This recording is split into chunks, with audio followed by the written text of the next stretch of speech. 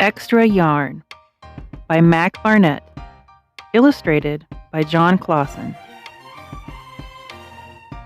On a cold afternoon, in a cold little town, where everywhere you looked was either the white of snow or the black of soot from chimneys, Annabelle found a box filled with yarn of every color. So she went home and knitted herself a jumper.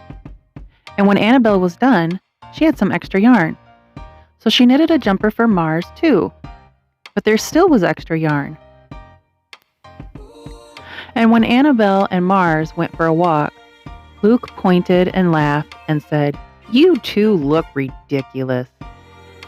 "You're just jealous," said Annabelle. "No, I'm not," said Luke. But it turned out he was. And even after she'd made a jumper for Luke and his dog, and for herself and for Mars, she still had extra yarn. At school, Annabelle's classmates could not stop talking about her jumper. "Quiet!" shouted Mr. Norman. "Quiet, everyone! Annabelle, that jumper of yours is a terrible distraction. I cannot teach with everyone turning around to look at you." "Then I'll knit one for everyone," Annabelle said, "so they won't have to turn around." "Impossible," said Mr. Norman. "You can't." But it turned out she could. And she did, even for Mr. Norman. And when she was done, Annabelle still had extra yarn. So she knitted jumpers for her mom and dad, and for Mr. Pendleton, and Mrs. Pendleton, and for Dr. Palmer, and for little Louis.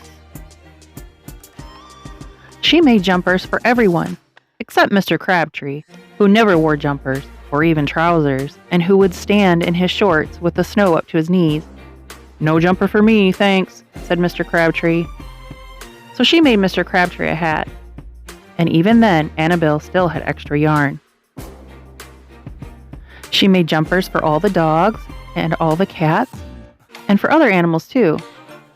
Soon, people thought, soon Annabelle will run out of yarn. But it turned out she didn't. So Annabelle made jumpers for things that didn't even wear jumpers. Things began to change in that little town. News spread of this remarkable girl who never ran out of yarn, and people came to visit from around the world to see all the jumpers and to shake Annabelle's hand. One day, an archduke, who was very fond of clothes, sailed across the sea and demanded to see Annabelle.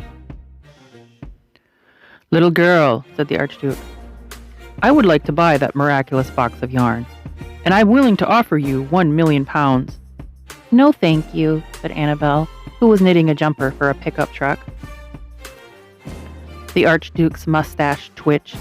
2,000,000, he said. Annabelle shook her head. "No, thanks."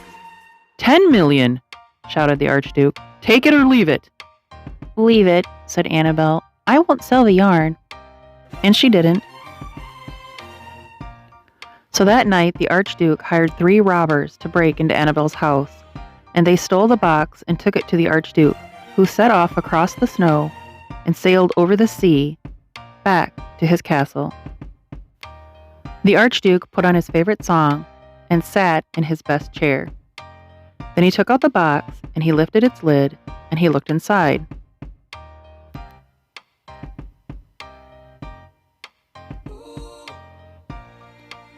His mustache quivered.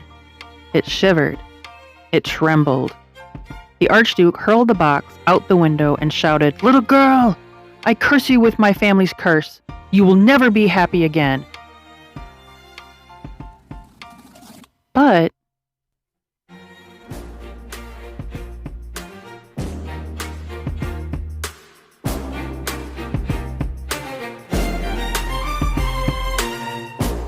it turned out she was.